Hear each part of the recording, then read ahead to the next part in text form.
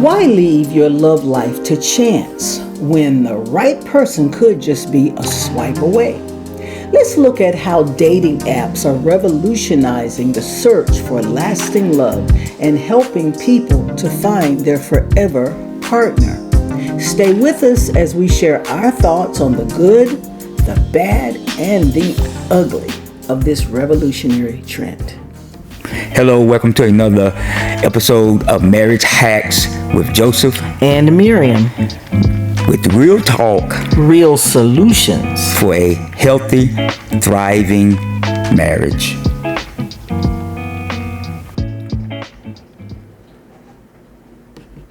All right, as we always do, we're going to start with our scriptures.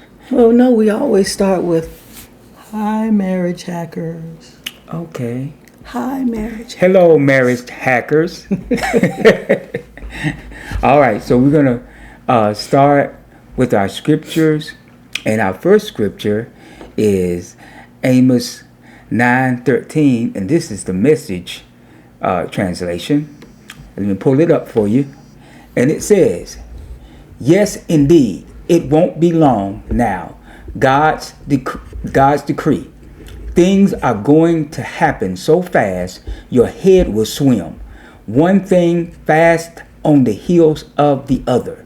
You won't be able to keep up.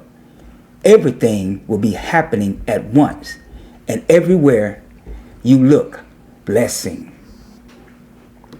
All right, so today, Miriam explained in the hook what we're going to be talking about. I'm very excited to talk about this topic because this is something that It's close to home. yeah, well, it's close to home, yes. Because my children, they grew, of course, they are of this technology, how you say? Technological. Yes, age, and so they're used to using these dating apps, or what we're going to be talking about today. All right, so Okay, before we start, Joe is always talking about me and the things that I do. I want to give some props to Joe today. This is Saturday. We normally record on Tuesday, but this has been the week from hell. yeah, it's been a rough week. Yeah, Joe won't say hell. He'll say heck. I'll say hell. Friday night, Joe got very sick with a virus and some gastrointestinal issues that kept him throwing up, coming out of both ends, all kinds of stuff. And TMI. Don't we always do TMI? He got very sick, and I wound up staying home the entire weekend taking care of him. But he got up Monday, went to work, still sick. And then, did you come home early Monday? It was early Saturday that you came home. You gotta come home early Okay, Monday. but anyway, Yeah, Saturday I did come home early Saturday. he was just really, really sick. And I'm sitting up at night taking care of him, making sure that he's okay, and worried about him. And then by the fifth day, which was Wednesday, I got sick. So we were both sitting up. It was hilarious. We were both sick, trying to take care of each other. And on Thursday, what really got me was my daughter, Rachel, took us to the hospital, to the doctor's office, because Joe actually wound up in the ER on Tuesday. She took us to see the doctors at our practice. And as we were walking to the car, after our appointments, I said, oh my God, we look like two old people. Two little old people taking care of each other. But I wanted to bring this up because I think it was the last video that we did. I made mention of the fact that women need financial security. That's one of the things that we need. And Joe was sick and still going out working. Especially after I got sick too. He just didn't stop. He kept going. Even though he was sicker and sicker and sicker, he kept going. And that is, I'm not saying that everybody has to do that or everybody's capable of doing that. But the fact that he was sick, I was sick, I'm trying to take care of him, he's trying to take care of me. he's concerned about the time and stuff that he's missing from work, and he just made up his mind that he was going to go out there and work. And even though I'm saying, baby, no, no, no, just lay down, he was just determined that he was going to work. That's what I mean when I talk about a spouse stepping up, a spouse doing what needs to be done. We had a situation yesterday where I got, happy because I was feeling better, and some things that I needed to do for the family that I was determined that I was going to do, just as determined as he was. And I wound up setting my progress back. But that's what taking care of each other is all about. That's what loving each other and being there for each other thick through thin. And as I said, I mean, he's a provider. He makes sure that we have what we need, or he tries his best to make sure we have what we need. Okay, that's enough nice stuff being said about him. Well, let me say this about this verse. Okay. Okay, this verse predicts a time when the crops will grow so quickly that the plowman and the reaper will not have time to finish their work. Okay? And the reason why I picked this verse is because these dating apps and this technology, it facilitates things to happen very quickly. Okay? And it's not like in the old days when you really, you took time to really court someone and really get to know them. I mean, to spend personal time with them. Okay? Now, the way things are set up on these dating apps, people, I guess they set up a profile and they list the things that they like and they don't like, and they describe themselves to the best of their abilities. But you know how it is. Sometimes people lie about things. They put things that's not true, and so you really don't know what you're getting. Yeah, what you're getting. Catfishing. Yeah, it's called catfishing. Yeah, yes, catfishing. And well, I'm not going to jump too far ahead because I was getting ready to get into some things that we're going to talk about later. But I just wanted to quickly mention that.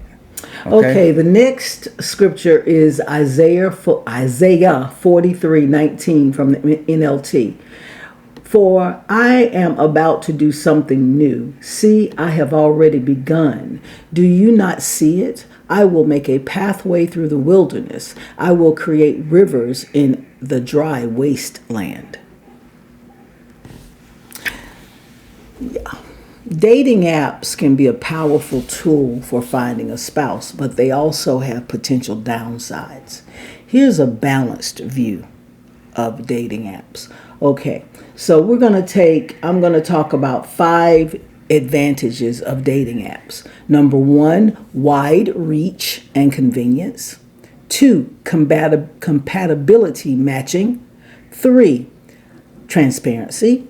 4, safe initial interactions. And 5, opportunities for niche or special interests or different ideologies. Okay, so let's start at number 1, wide reach and convenience. Dating apps allow you to meet people from diverse backgrounds and locations, increasing your chances of finding someone compatible. They are convenient and accessible at any time, making it easy to interact despite a busy schedule. Now, one thing I will say that I'm very thankful of, and we're going to mention the app later on that my daughter Hannah met her husband, our son-in-law David, on. And also we know of another couple at our church. They 3 turns out. Okay. There are 3 couples that we know. Yeah, that have met on the same dating app. But one thing I can say, I am very thankful. Like it said, the reach is wide. It allows you to have a wide reach because my son-in-law is from Tanzania. And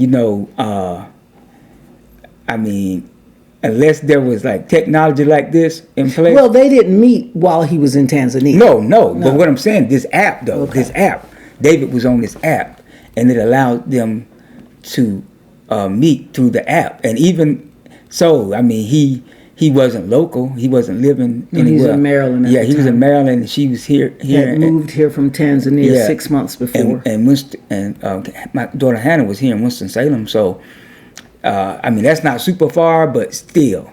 But to meet someone diverse, what's the word? Well, very diverse background, upbringing. Normally, this would be something that wouldn't happen unless you some kind of way, like people, you hear about people that served in the military and they went to all these different countries and they may have met someone while they were in a different country, but unless you had a situation like that where you were someone that travels a lot, most likely you're not going to meet someone that far away or that far reach. How you say it? Far reaching? Yeah, far reaching. You just all over the place. I know I'm all over the place. I'm trying to say what I'm saying. You're not helping me. You normally help me out. I didn't know where he was going, y'all. It gives you a further reach. Okay. It gives you a much further reach. Okay. Number 2, compatibility. Many apps use algorithms to suggest matches based on shared interests, values, and goals, helping narrow down the suitable person. To me, Joe, that kind of goes with number 5, with opportunities for certain niches, special interests, and ideologies. Okay, now which ones you putting together? Number 2 and number 5.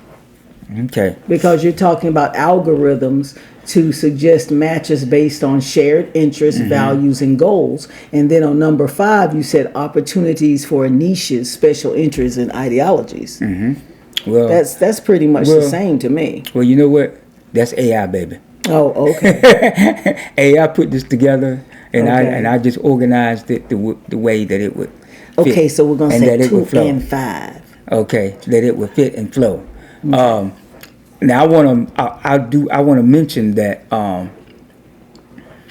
one thing that I said, I think either in the title or the thumbnail, I was talking about how this app is like a modern day Cupid. You know, this algorithm is like a modern day Cupid. It's like matching the interest, you know, and it's like pairing people together based on their interests, the special interests, common interests, and so because I know a couple that got together because of their interest in cosplay. So it's all kinds of different special interests and niches. Well, we didn't get together based on that.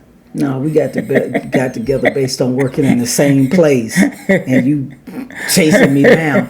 Anyway, number 3, transparency. Profiles often include detailed information about someone's preferences, beliefs, and lifestyles, allowing users to gauge the compatibility early. Well, yeah, but there's also a lot of catfishing out there that's not transparent. The people may seem transparent, but they're not. One of my favorite shows that's been off the air for almost 5 years is Supernatural. And there's an episode where Dean, my favorite character, is talking to a woman over an app. And Dean is just trying to get friendly with somebody. But it's obvious that this woman is a prostitute.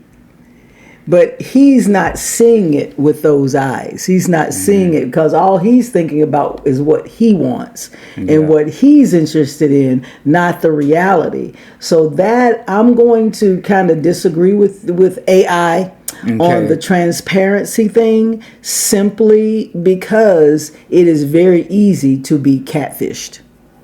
And you have to depend on the person that you meet, to be honest. Yeah, that's and you true. have to vet that person. Okay. All right.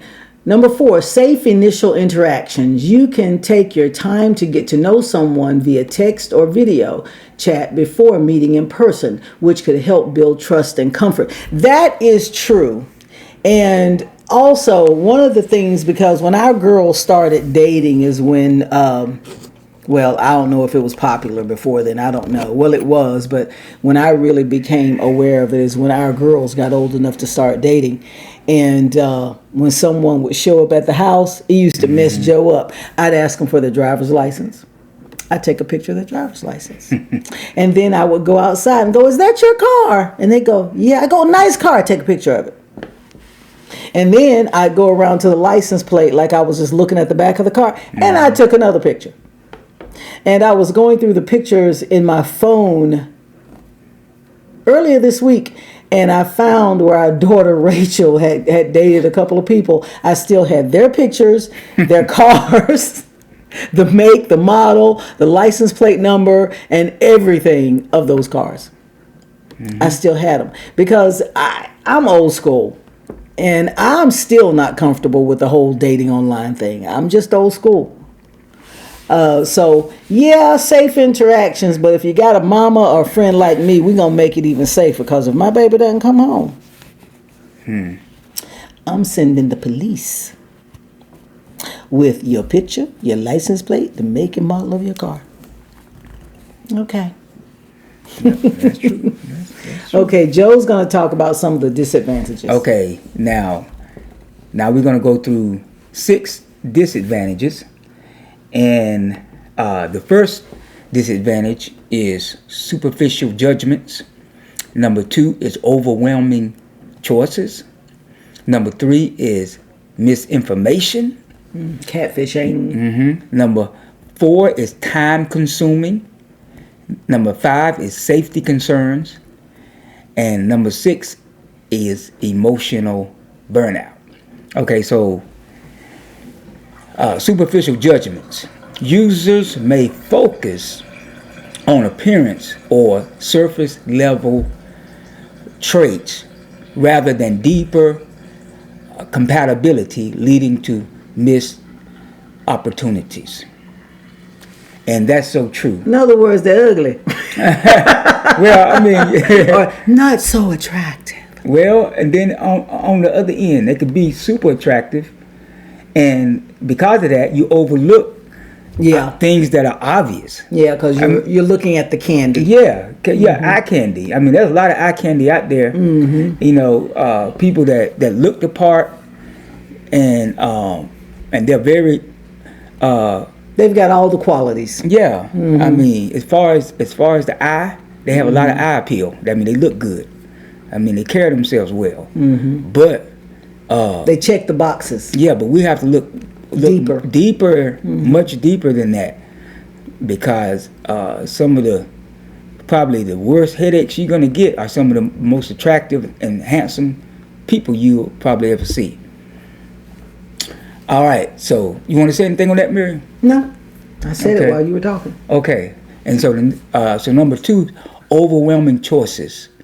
Okay, the abundance of options can lead to indecisiveness or grass is greener syndrome, where users constantly seek better matches. I'm gonna tell you something.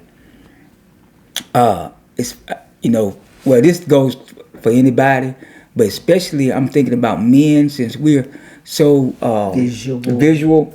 You know, we'll see one woman with everything looking nice and tight, and then we see another one. Oh, that one looks good. That one. I like that one too. Wait, a kid in a candy store. Yeah, but wait a minute. There's another one. Oh man, look at this woman. You know what I'm saying? So it's like, you're gonna be bouncing back and forth, because there's a lot of attractive people in this world. A lot of people that meets your criteria. And then too, you've got situations I was talking to someone about today where they're spending a lot of time talking to you, and you're trying to figure out when do they have time to talk to somebody else. And they are talking to somebody else. Yeah. They're communicating, whether by text, phone, video, whatever. They're doing it with 2 or 3 other people, including you, and you think that you're it, but you're not. No. And you know what? How many scriptures did we go over? 2. We just went over 2 scriptures. Well, I know I have 3, but I don't know how we missed one, but Oh, you didn't. After I did the one about the wasteland, you didn't do "Beloved, I Pray." okay. Let me back up. I want to, because I don't want to miss opportunity to share the word. So our third scripture is 3 John verses 1 and chapter 1 verse 2. It says, "Beloved, I pray that in every way you may prosper and enjoy good health as your soul also prospers." You know, it's a good thing we did wait and not do this one until now. Okay, the point that I wanted to make is a person with the spirit of discernment can benefit the most from dating apps. But those with a reckless soul will suffer. Okay? And one thing I can say about my daughter, Hannah, let me change this. Hello, welcome to another. One thing I can say about my daughter, Hannah, is that is that she has a very good spirit of discernment. But not just Hannah. I think Rachel does too. Rachel does too, and my other children, they have it more. They have it more than others, but they all have the spirit of discernment. And without the spirit of discernment, and someone that's very wishy-washy, they will suffer greatly. Because they fall for every wind. Yes, and that's why the scripture says, "Beloved, I wish above all things that you prosper and be in health, even as your soul prospers." Because if your soul is not prospering enough, or is not at a level to where you are able to receive certain things, it can be a detriment to you. It can be a detriment to you, because if you're a person that's flighty, can't make up your mind, you'll end up going through one terrible relationship after another, and people. Because you can do that without the internet. I know you can do it without internet, but what I'm saying, this is like putting everything on steroids. Okay. I got you there. Okay. So if you're already flighty, if you're already indecisive person, and you get on a dating app, that's gonna put that on steroids. Okay, everything about you is gonna be on steroids. Now, if you're a very discerning person and you're able to pick up on certain things and the way people really are, then a dating app can be very beneficial to you, because it will give you a chance to look at a wide range of different people and kind of decide, okay, now which one will probably be the right one for me based on what I'm picking up on. Okay, that makes sense. Okay, I guess it don't make sense. You've been all over the place today, Joe. I don't mean it hard. You've been kind of all over the place. Well, I'm doing my best. Yeah, it's just one of those days. I tried to talk Joe into let's just doing things on Tuesday, but he's like, no, we got to get a video out this week. And I'm like, okay.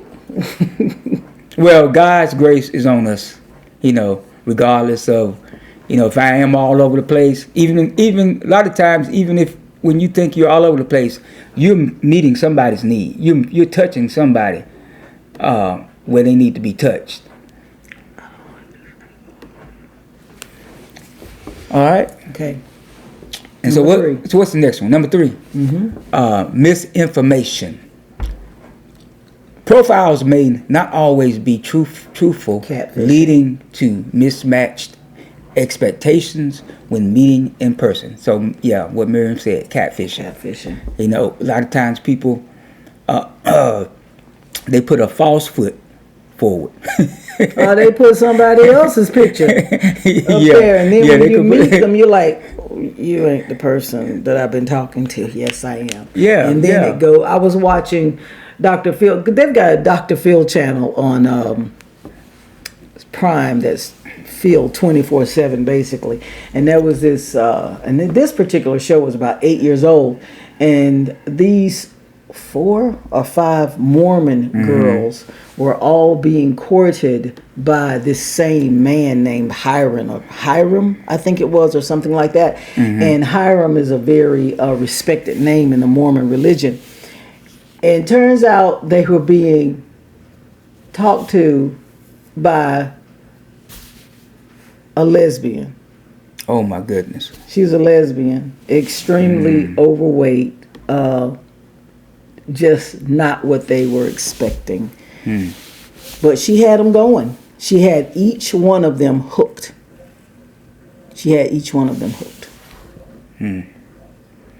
Okay, so the next one Time consuming. is it? Okay, yeah, time consuming. Finding a genuine connection can take significant time and effort, as not all users are serious about long-term relationships. Yeah, they want hookups. Yeah. Like Dean on Supernatural. Some people don't want. They looking for just a fast, good time. They not trying to find a long-term partner. So you have to be careful with that, and you can waste your time on a lot of those type people if you're not careful. Safety concern. Okay, safety concern. Meeting strangers can pose risk, especially if proper precautions aren't taken during in-person meetings. Yeah, like a mama that takes pictures of the person, Yeah. the car, the license plate. Yeah. We made sure that we knew exactly where our daughters were, because it's mainly our daughters. Did Stephen get on them? Stephen? Not that I know of. Okay, they probably did. He met his wife through some friends on a military base. Okay. But we made sure that we knew exactly where they were. We made sure we met this person in person. And like Miriam said, she took pictures of Joe was like, Miriam, I can't do that. I went, I can. She was serious about it. But I appreciate that. I appreciate that seriousness, because some people don't do enough. We live in a crazy world. Yeah, we do. Okay, emotional burnout, rejection, ghosting, or lack of responses can lead to frustration or reduce confidence in the process. Yeah, our daughter Hannah, just before she met David,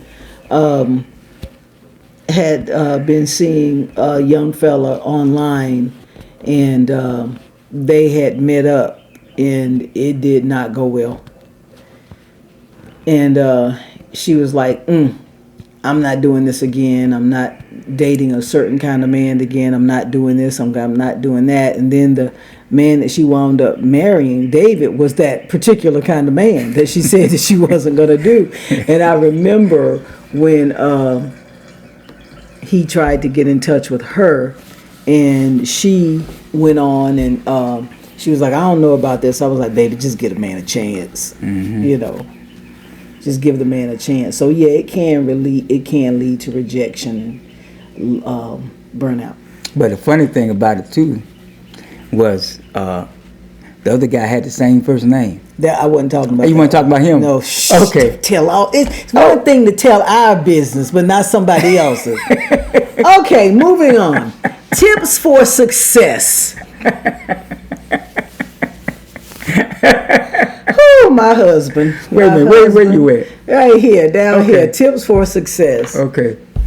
I told y'all my husband can't keep his mouth shut. Stuff comes. We're going to pay for that one later. Okay, just be quiet, baby.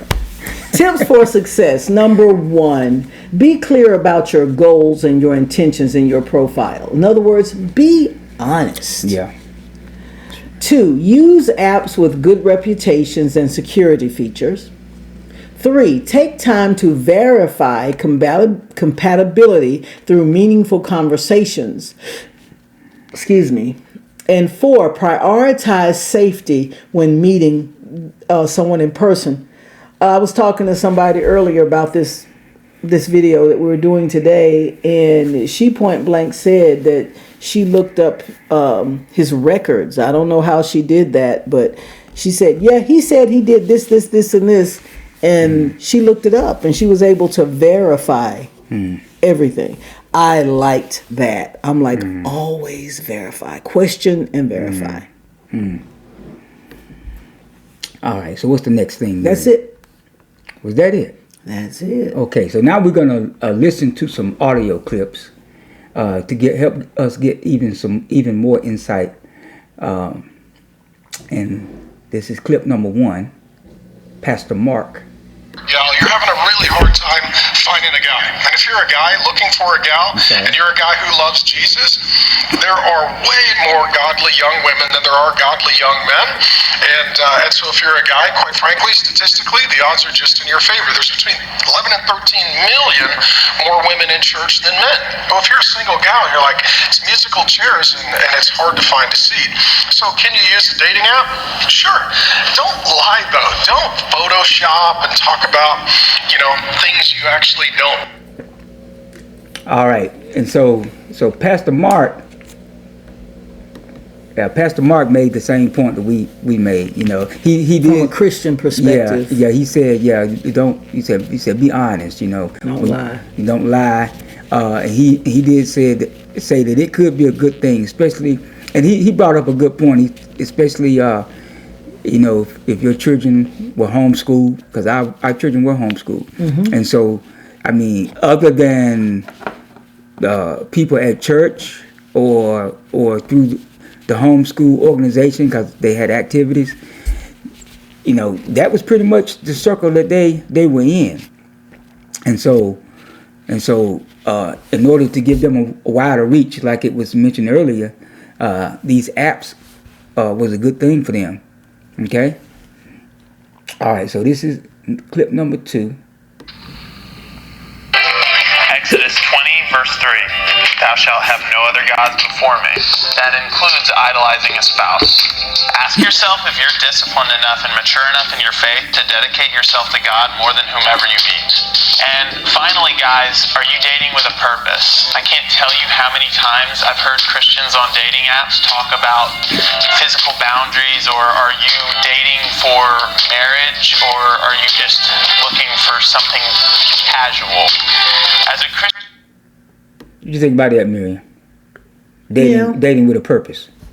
Yeah, they've been talking about that for years. With the purpose to get married, not just to be dating around. Yeah. All right, so this is clip number 3.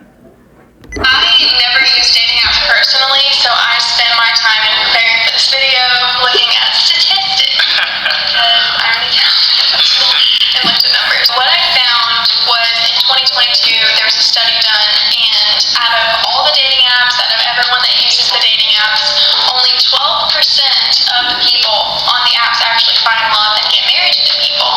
And that wasn't a study for the Christian community, so I would imagine that was a ton lower. What you say? Okay, yeah, like she mentioned that a study in 2022. Let me change the camera. Yeah, in 2022, that only 12% of people that were on these dating apps ended up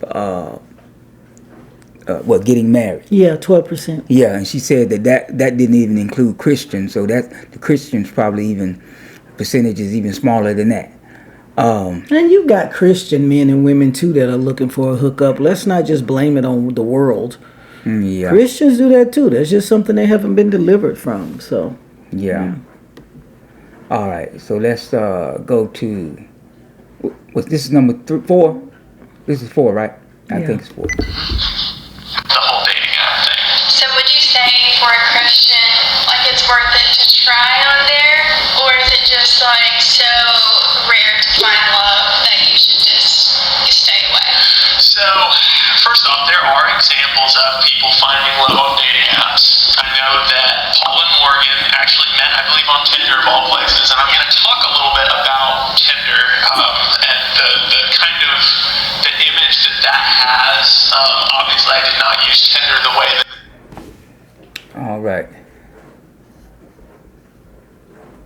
You have any thoughts on that? Tinder's the hookup app, isn't it? Tinder. I don't know. I don't know anything Something about it. fish. Uh-huh. those are the ones that I think came out earlier that were more about finding somebody to sleep with. Oh, okay. But Upward is the one. Okay, go ahead. Oh, I'm sorry.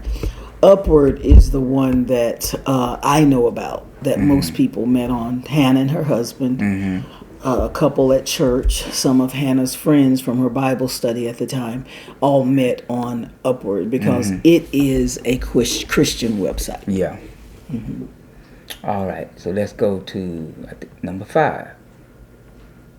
Another aspect of it that I think is troubling for Christians is the level of temptation that you have when you get on the apps. Girls are obviously posting they're putting their best foot forward, which is not really their best. It's not always their foot. Yeah, so typically, sometimes not all the time, girls will post themselves in very immodest clothing, and guys will, do the same. They'll be shirtless on the beach with a beer in their hand or something, and just. Yep. Yeah, attention-getting behavior. Yeah, they can become, a lot of people complain about gyms like they're nothing but meat markets. These some of these apps, they could be just the same. All you doing is looking at all these these bodies and trying to look at this body, look at that body, wow, look at that. That's all and that can really get you off focus of what you really need to be looking for. Okay, this is clip number 6. Do develop when you're having people of the opposite sex just affirm you and compliment you all the time. I think that can become addicting. Oh, yeah. Self-esteem can be based in that, and I just don't think that I don't think it's healthy. Oh, 100%. And the last point that I was going to make before we start talking about the individual apps is that it is such a burden on your self-esteem. It becomes such an addiction. It becomes such a part of your life.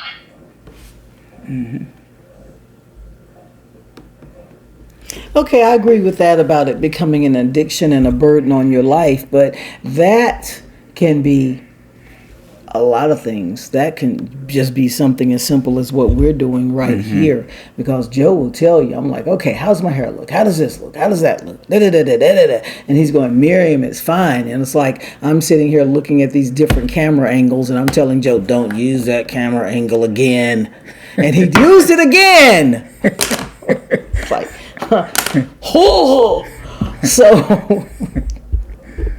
so yeah, putting your best foot forward.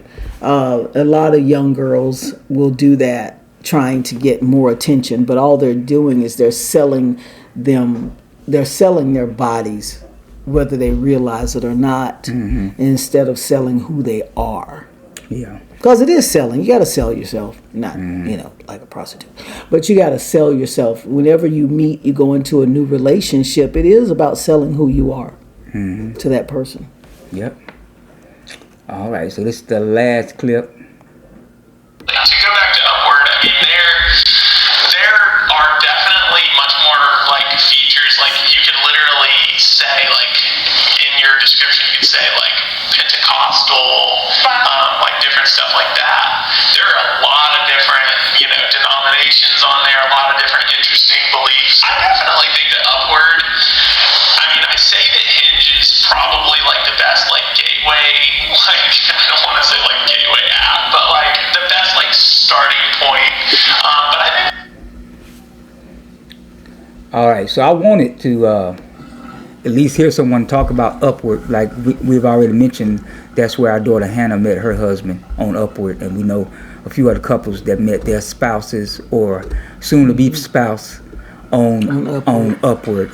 And I remember Hannah talking about how much she liked Upward and how the different features, just like the guy was saying, that you can, they have people, they break it down, Pentecostal, I guess different denominations, so you can really fine tune That's what goes with what we said about meeting different niches and ideologies and things like that. That goes with that. Yeah, you can definitely fine tune it, and just like we mentioned before in earlier episodes that being unequally yoked is not always about just your belief in God. It could be you could be unequally yoked if a person is a Pentecostal, and then there's another person that's a Catholic, or just they just so far removed from the way you worship and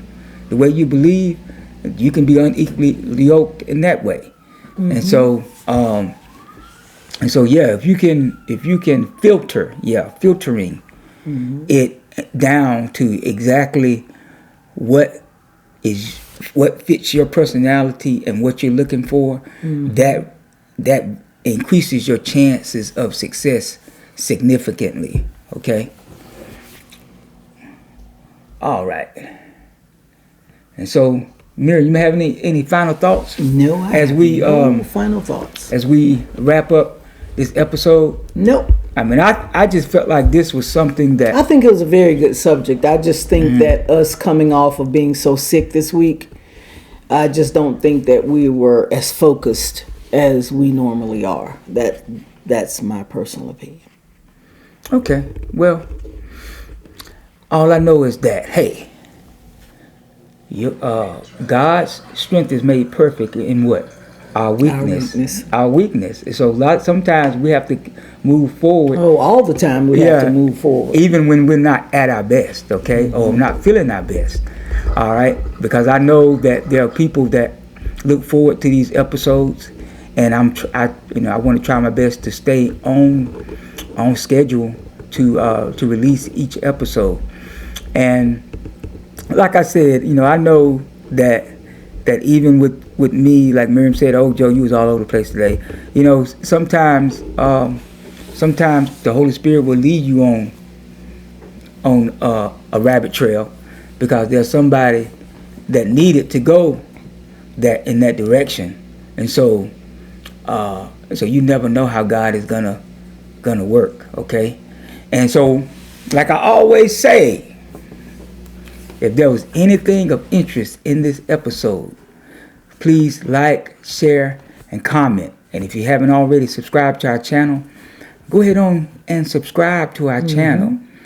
And I'm going to re-emphasize it again.